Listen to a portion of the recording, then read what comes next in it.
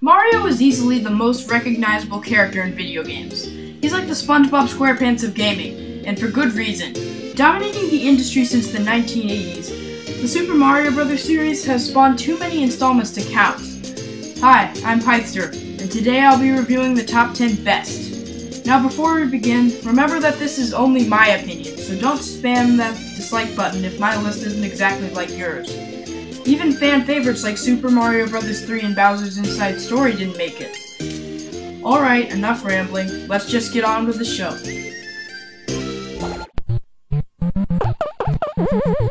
Jumping into the number 10 spot, it's Super Mario World. Known to many as one of the best games on the SNES, Super Mario World took what made previous installments so great and made them better. It was so good that the Gamer from Mars even labeled it the best Mario game of all time. Heck, it might even be my favorite if I had been lucky enough to grow up with the Super Nintendo. It would be really hard to hate this game. It has great power-ups, great level design, great music, and it even added Yoshi, my favorite video game character of all time. If you have a Wii or Wii U, I would definitely recommend getting it for the Virtual Console. And the best thing about it is that it only costs $8. Overall, Super Mario World is an amazing 2D platformer. So why isn't it at number 1? Because the other 9 are better.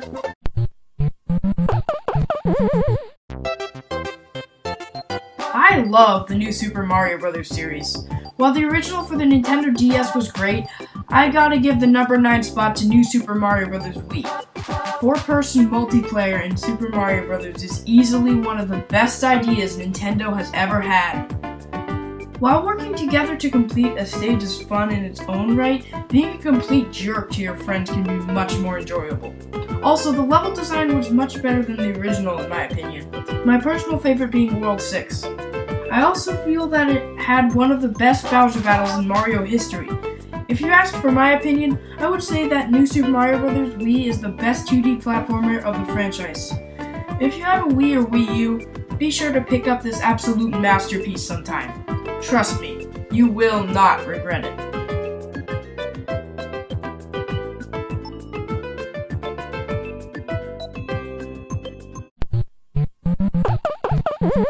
I haven't played every Mario Kart game out there, but my personal favorite is easily Mario Kart 7.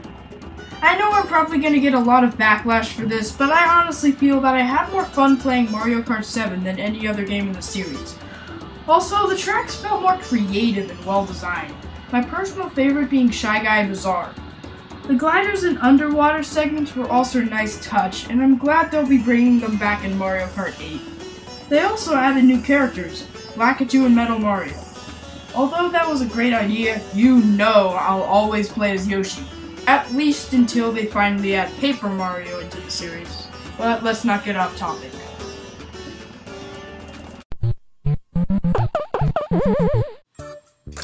Now it's time to talk about the 3D Mario games. Taking the number 7 spot is the game that saved the 3DS from absolute failure, Super Mario 3D Land. This game has often been criticized for being a new Super Mario Bros. Clone rather than a star-collecting platformer. Yes, I didn't really like that idea, but the levels were just so much fun for me to explore and complete. Sure, the game was way too easy for the most part, but the final battle can be very challenging at times.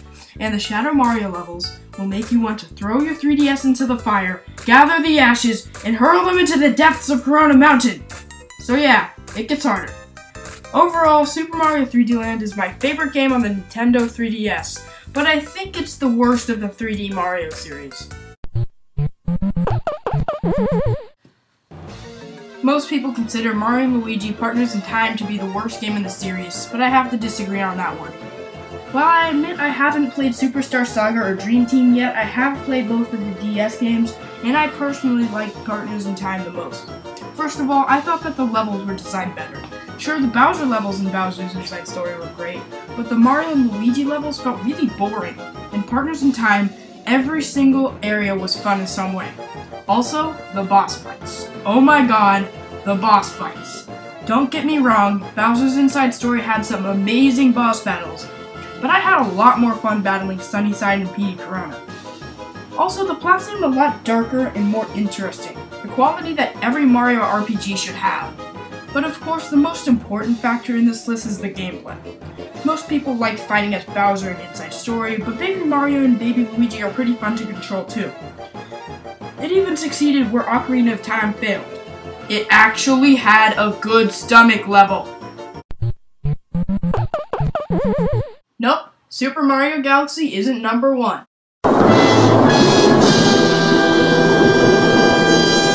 Now hold on. I love Super Mario Galaxy, I really do, but I think it's kind of overrated.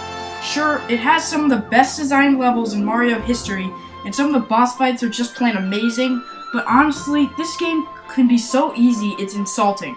I mean seriously, I'm actually a little offended right now.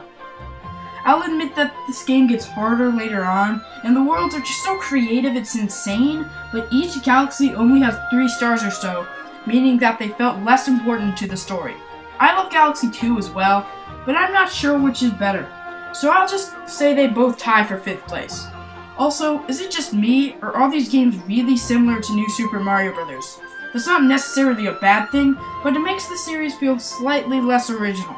Linear structure, lots of power-ups, less meaningful areas, etc. The only other complaint I have with Galaxy is that they replaced red coins with star fragments, but otherwise this game is amazing, just not my all-time favorite. I feel pretty bad putting this game so low, especially since it's one of my favorite Nintendo 64 games, but number 4 is Paper Mario. I'm really not sure why I like this one better than Partners in Time, but I had to put it higher. Sure, the puzzles were way too easy. Sure, the Chapter 6 boss was harder than the final boss. Sure, Flower Field sucked. But other than that, this game is practically flawless. Everything about Paper Mario is enjoyable, from all of Junior Troopa's battles, to Dry Ruin's perfect atmosphere and design, to pretty much every character. I also really like Bowser in this game. Most people didn't like how he was the main source of comic relief in the game, but I like it when a game doesn't take itself too seriously. I would go on and on about how good Paper Mario really is, but you won't fully understand unless you play the game for yourself. Just try not to get lost in Toad Town tunnels. It's useless. You'll get lost. Super Mario 64 is one of the most revolutionary games of all time. But it's not on the list.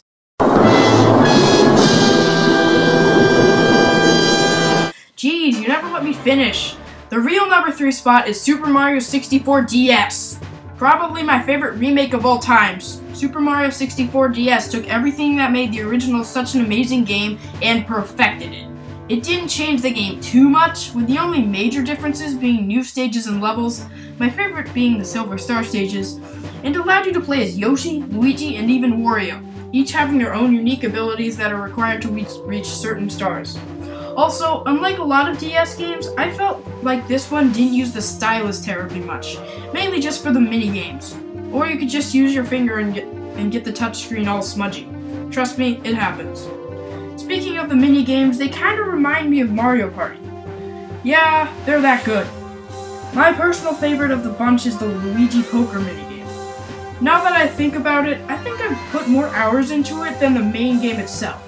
Overall, Super Mario 64 DS is not only my favorite Mario handheld game, but one of my favorite games of all time.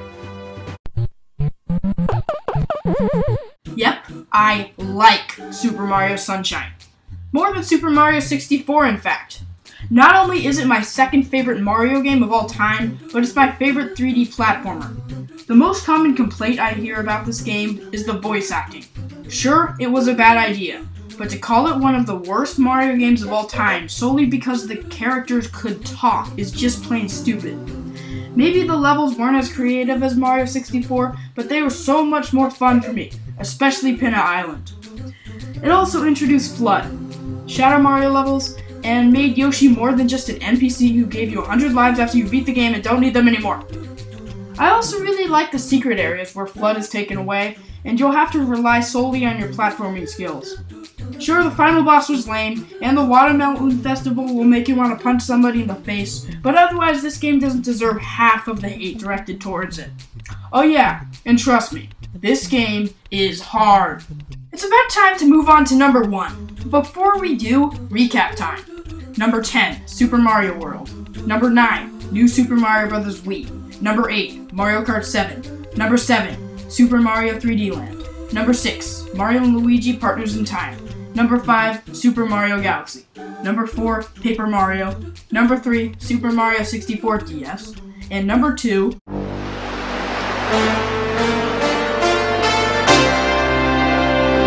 Super Mario Sunshine! Woohoo!